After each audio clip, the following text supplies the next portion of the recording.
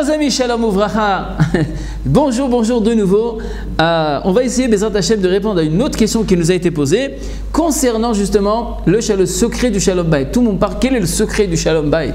Comment peut-on avoir comment peut-on entretenir un amour qu'il y a eu pendant la choupa? Nous savons tous que quand une personne arrive sur la choupa, c'est le plus beau jour de sa vie et tout ça. Alors comment se fait-il qu'après il y a de débandade, ça va que en descente? Comment on fait pour préserver tout ça?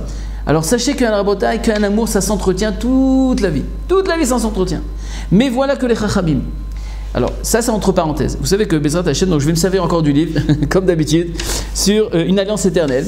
Et des fois même, je me pose des questions. Qui c'est qui a écrit ce livre? D'accord. Enfin. Alors, il y a une chose qui est dit dans ce livre qui est très important, à savoir vraiment quel est le secret du Shalom Bayit. Alors, il faut savoir que toutes les idées qui sont marquées ici, tout vient de la Torah. Tout est marqué dans la Torah. Et on peut monter et descendre. Toute la psychologie, la chokhma, ce qu'on peut imaginer dans le monde, tout est marqué dans la Torah. Même la psychologie du couple. Et pourquoi ça? Tout simplement. Qui c'est qui a créé l'homme et la femme? C'est Akadosh Baruch Hu. C'est quoi la Torah? C'est la chokhma de Dieu. C'est la chokhma d'Hachem. C'est l'intelligence d'Akadosh Baruch Hu. Donc tout est marqué dedans. Seulement il faut savoir fouiller. Il faut savoir, à travers les enseignements de nos maîtres, à travers les enseignements qui y sont, c'est-à-dire engloutis, qui sont enfermés, qui sont cachés dans les versets, en tirer des conclusions, en tirer des enseignements et voir comment en vérité toute la psychologie de l'être humain se trouve à l'intérieur. Alors il est marqué, vous savez qu'il est marqué que prenons par exemple Bereshit, et là-bas il est rapporté que Adam Arishon, d'accord, quand Dieu a créé Adam Arishon, donc il est marqué Lotov Diot Adam Levado, et c'est lo Ezer Kenegdo. Ce n'est pas bien d'être un homme tout seul, donc il va falloir que je crée une autre personne qui soit en face de lui pour pouvoir le parfaire, etc., etc., etc. Et donc, quand Hachem il a voulu créer cette femme, d'accord, cette moitié, cette autre moitié, alors en sachant que c'est pas bien d'être seul, alors il a fait l'anesthésie, c'est-à-dire qu'il les a endormis. Il a endormi Adam Arishon. Adam Arishon, il l'a endormi et il a fait l'anesthésie et il a commencé à faire l'opération. Et il y a aussi le Midrash en question que Dieu a essayé de voir dans quel est le membre dans lequel je pourrais, à partir de lui, peut être un début pour créer cette femme. Et voilà qu'Akadosh Baruch Hu a décidé de prendre Dafka l'os qui est vraiment la partie qui est cachée chez l'homme, c'est-à-dire qui est cachée chez l'homme, et il lui a demandé, il dit voilà, maintenant je vais te créer en tant que femme, et ce que je te demande tout simplement, c'est que de la même façon que l'os il est caché chez l'homme, alors que tu préserves aussi ton corps qui soit aussi caché, et c'est comme ça que tu pourras te donner de l'importance et de la valeur. Alors suite à ça, qu'est-ce qu'il a fait Akadosh Baruch Hu? Il l'a endormi et il a fait l'anesthésie. Et Rashi sur place, il y a 900 ans, pose la question suivante, et il dit mais comment se fait-il? Pourquoi Dieu a eu besoin de faire une anesthésie à Adam Arishon? Hachem, il peut tout faire. Il peut faire en sorte, sans l'endormir, faire en sorte qu'il ne ressente pas au moment qu'il l'opère. Il va couper, il va prendre une partie d'un os, il va reconstruire une femme devant lui, sans l'endormir, et il ne va rien ressentir. Donc pourquoi il l'a endormi? Pourquoi il a eu besoin d'endormir pour faire cette opération? Rachid dit une chose incroyable. Il dit pourquoi ça?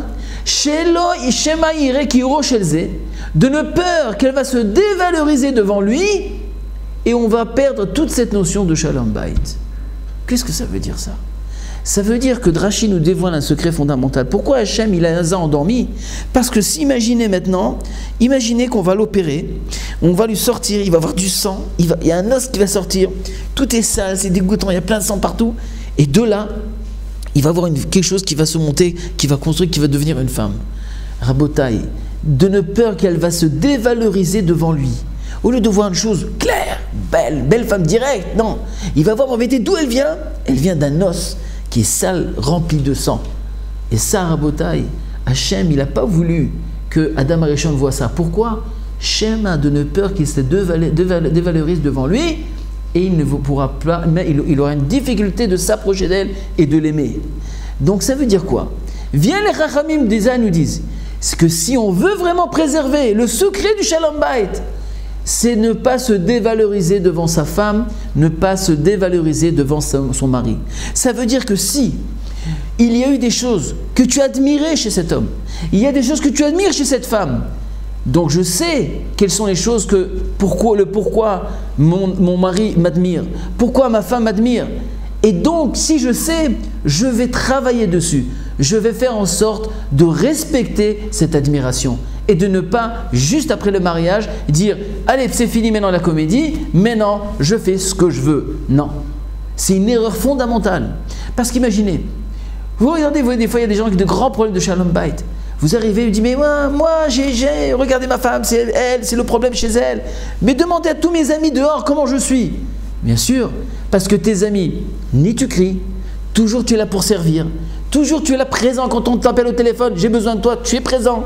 Tu dis jamais non, tu dis bien sûr je cours. Et tu es toujours là, on dit waouh, qu'est-ce qu'il est serviable cet homme, extraordinaire, aidez, on te flatte et on te flatte. Et à la maison, le véritable chesed, c'est dans la maison. La véritable, si on veut mettre une usine de chesed, la maison doit être une usine de chesed. Donc si toi maintenant, tu es capable d'être respectueux à l'extérieur. Regardez au travail comment je me comporte. Quand tu arrives au travail, vous connaissez l'histoire, le type qui se dispute avec sa femme. Elle se crie, ouais, toi. Il y a un téléphone. Oui, toi, regarde votre téléphone. Allô? Oui? Comment ça va? Oui. Qu'est-ce qui se passe? Pourquoi maintenant? Aujourd'hui c'est difficile parce qu'il y a FaceTime et tout le balagan. Mais imaginez un peu, pourquoi quand elle regarde le téléphone, tout à coup, elle est un petit peu excitée. Et là maintenant, tout à coup, soit avec son mari, elle vient le... C'est plus la même chose. Ça veut dire que je me permets de faire des choses comme si c'est normal. Non, il y a un respect. Je dois préserver. Je dois faire en sorte de ne pas se dévaloriser devant ma femme et devant mon mari. Et rabotaille, mais pour ça, pour ne pas se dévaloriser, il faut quand même apprendre à savoir quelles sont les attentes de chacun. Quelle est l'attente de mon mari? Quelle est l'attente de ma femme? Et à ce moment-là, je pourrai faire en sorte de préserver cet amour, de préserver à long terme qu'il y ait cette admiration, la même admiration qu'il a eue au moment de la choupa. Donc je vous invite, Bezrat Hashem, à feuilleter le livre Une alliance éternelle pour voir tous ces secrets et dévoiler le secret de la réussite dans son foyer. À très bientôt.